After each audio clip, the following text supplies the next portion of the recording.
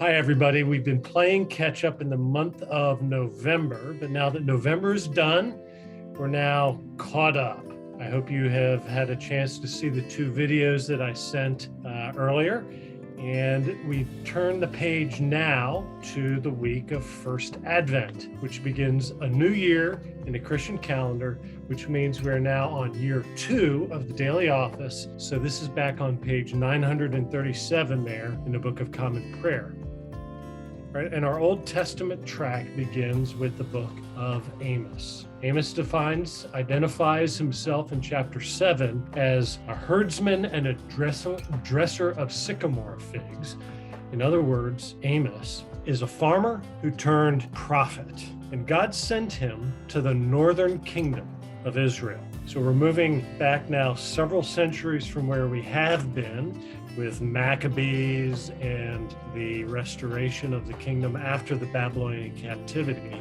We're moving now back to before the Babylonian captivity, okay? We're in the northern kingdom, which began after Solomon's death when Jeroboam, Solomon's right-hand man, decided that he would lead a breakaway movement to separate from Jerusalem with the 10 northern tribes of Israel. He set up a rival kingdom with a rival temple in Bethel as the alternative site for pilgrimage instead of down south in Jerusalem. Just to be very clear, this was a counterfeit denomination and kingdom, and it started a vicious 300-year rivalry between North and South. It was really a civil war between the 10 tribes of Israel in the north and Judah and Jerusalem in the south. Now, about 150 years after that terrible, divisive event in the life of God's people, Amos steps into the scene.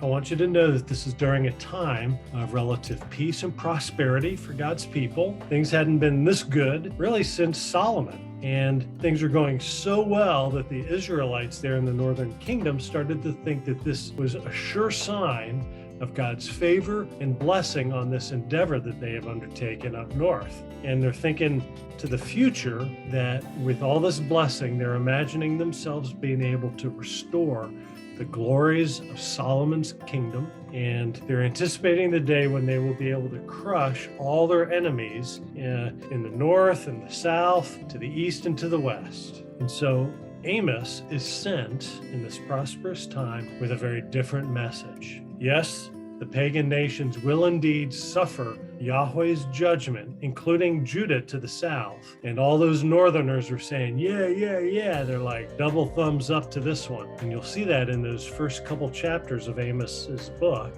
But Amos soon turns the message to focus on the sins of the Israelites. They are going to suffer too. Amos elaborates their wickedness, their oppression, their obscenity, their ritualistic worship, and their worshiping of idols instead of Yahweh, who had delivered them out of Egypt all those centuries ago. And Amos is warning that for all this, destruction is coming upon the northern kingdom.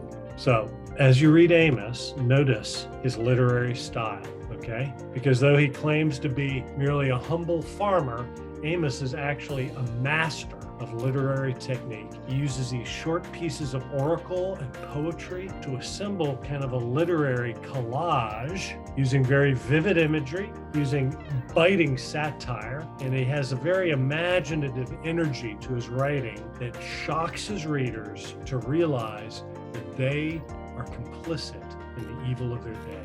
Folks, it's good to be back on track here, and that's our introduction to the book of Amos. I hope you enjoy what you read there. God bless you here in the first week of Advent. So you'll need to edit this ending here, and it looks like we got it all on our first take. Pretty cool, huh?